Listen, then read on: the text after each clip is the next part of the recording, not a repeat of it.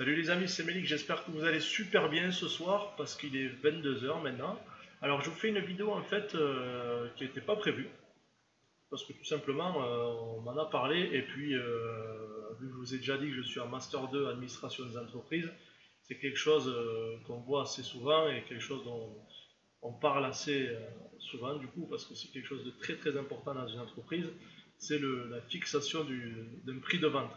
Et là justement dans l'e-commerce c'est encore plus important parce que ça c'est quelque chose que vous faites tout le temps et que vous devez faire à chaque fois que vous ajoutez un produit dans votre boutique, il ne faut pas le faire au hasard.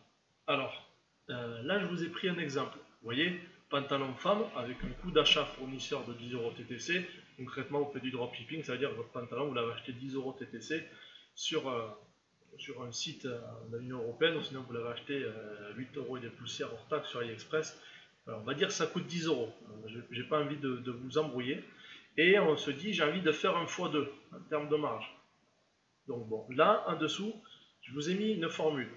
Prix de vente, c'est égal au coût d'achat, plus les charges, j'ai mis en rouge, parce que les charges, tu vois en rouge, plus ou fois la marge commerciale. On peut faire plus si on se dit, quoi qu'il arrive, je veux faire 10 € de marge sur tel ou tel produit, sur telle ou telle catégorie de produits, ou sinon, je peux dire, je vais faire du x2. C'est pas la même chose. Si je veux faire du x2 sur un produit à 12 €, ben là on est à 12 €. Si je dis 10 €, ce sera 10 €. Quand je parle de charge dans l'e-commerce, je vais prendre le cas de Shopify, puisque c'est quelque chose que vous utilisez dans la majorité pour ceux qui me suivent, mais c'est la même chose pour les autres CMS d'e-commerce, que ce soit du PrestaShop, du Magento, que ce soit du WooCommerce ou autre, c'est exactement la même chose. Quand je parle de charge, vous voyez, ce qu'on oublie souvent, c'est les commissions Shopify, de 2% par exemple. Ensuite, on a les commissions des services de paiement, que ce soit PayPal, je crois qu'on a 3% et 25 centimes l'article vendu. Ouais, j'ai pas envie de dire des bêtises, mais je crois que c'est aux alentours de ça. On a les commissions Stripe de 2%, et on a ça aussi, la publicité Facebook par article vendu, le coût publicitaire par article vendu. Vous voyez par exemple, si vous a fallu, s'il faut en moyenne que vous dépensiez 5 € pour faire une vente, eh bien là concrètement, ces 5 €, il va falloir les rajouter dans votre formule. Vous voyez, coût d'achat, déjà vous allez rajouter 5 € à 10 €. Et là, vous allez voir que déjà, le prix commence à monter. Donc, si on prend l'exemple de 10 €, je vais juste ouvrir ma calculatrice. Alors, si je fais x 0,02, on est à 20 centimes. Je suis bête. Quoi. Au niveau de Shopify, on est à 20 centimes. Plus Stripe aussi, 20 centimes. Plus, on va dire, allez, 5 € ça fait beaucoup quand même, on va dire 3 € de publicité par article vendu. Donc charge, c'est égal à 40 centimes, ça fait 3,40 €, tout simplement. Vous voyez? Et ensuite, si je veux aller plus loin, je peux, si je connais mon nombre de ventes mensuel, je peux mensualiser le coût de l'abonnement Shopify. Par exemple, je sais que mon abonnement Shopify, standard, hein, il est à 29 € par mois. Si je dis qu'en moyenne, je fais 50 ventes par mois, soit je fais 29 € divisé par 50, je reprends mon ami, on est à 58 centimes par article vendu. Concrètement, mon abonnement Shopify va me coûter 58 centimes par article vendu. Donc là, si je veux, je peux le rajouter. Hein. 58. Abonnement Shopify. Voilà. Donc, au final, n'inquiétez pas, je vais faire un petit récap à la fin. On est à 3,98 €. Donc, mon prix de vente, là, c'est tout simple. Maintenant que je connais mes charges, mon prix de vente, c'est 10 € plus 3,98 € est égal à 13,98 €. Et maintenant que j'ai mon coût total, on appelle ça le coût de revient, je peux appliquer mon coefficient de marge ou ajouter juste une marge commerciale en fonction de ce que je souhaite, comme je vous ai dit tout à l'heure. Si par exemple j'ai une boutique en ligne et je dis que quoi qu'il arrive, sur tous les pantalons, je veux faire 20 € de marge, quoi qu'il arrive, Ben, je vais faire tout simplement, alors si je vais mettre si marge fixée, marge fixe, voilà. Je vais faire par exemple 13,98 € plus 20 € égale 33,98 €. Si je fais des erreurs de calcul, c'est normal, c'est le soir. Si coefficient de marge, je vais faire 13,98 € fois 2, le coefficient de marge que je voulais faire juste en haut là. Vous voyez ici là. Et bien, je multiplie. Oui, pardon. Oui, c'est ça. Est égal à. Ouais, on doit être à 26. 27,96, mais je vais quand même le refaire. Fois 2. Ah, ben si. 27,96. 27,96 €. Voilà. Donc, je vais faire un petit récap, que ce soit un peu plus simple à comprendre. Je vais juste le mettre en vert. Il est où mon vert? Voilà, ils font pas des verts jolis. Bon, allez, on va faire comme ça, c'est pas grave. Donc, je reprends mon exemple. Dans le cas où j'ai un pantalon femme avec un coût d'achat de 10 €, la formule du prix de vente, c'est coût d'achat plus les charges inhérentes à mon produit et à mon activité, plus ma marge commerciale souhaitée ou fois ma marge commerciale. Tout dépend si vous voulez appliquer un coefficient ou une marge libre. Sur votre boutique, vous allez avoir des charges. Les commissions Shopify sur chaque produit vendu, les commissions Stripe, la publicité sur Facebook par article vendu, l'abonnement Shopify, et encore une fois, on peut aller plus loin. Là, c'est dans le cas du dropshipping où, par exemple, vous avez juste une boutique sans stock. Mais dans le cas où vous avez du stock, là, ça va aller beaucoup plus loin. Parce que surtout si vous avez des salariés. Mais là, la vidéo, elle allait durer beaucoup plus longtemps. Parce qu'il y a les coûts du stock, parce que n'oubliez pas qu'un stock qui dort, ça coûte de l'argent. Il y a le local, il y a l'eau, il y a l'électricité, il y a les salaires, il y a, voilà, il y a plein de choses. Après, on appelle ça les charges fixes, les charges variables, mais le but de cette vidéo, c'est pas vous faire une vidéo qui va vous ennuyer en vous parlant de comptabilité pendant 1 heure, c'est pas ça le but.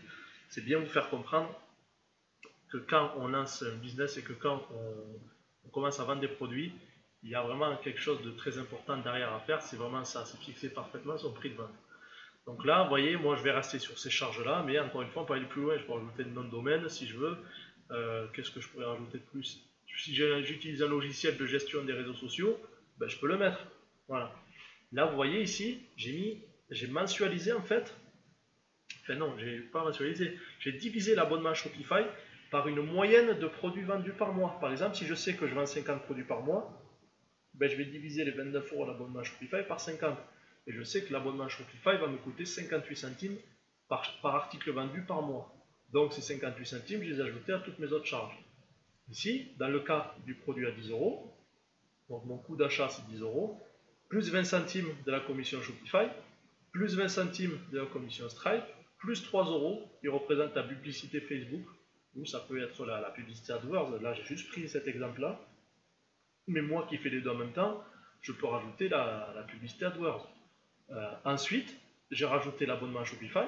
Du coup, je suis à 3,98 € de charge pour chaque produit vendu. Je vais bien rajouter pour que ce soit plus concret.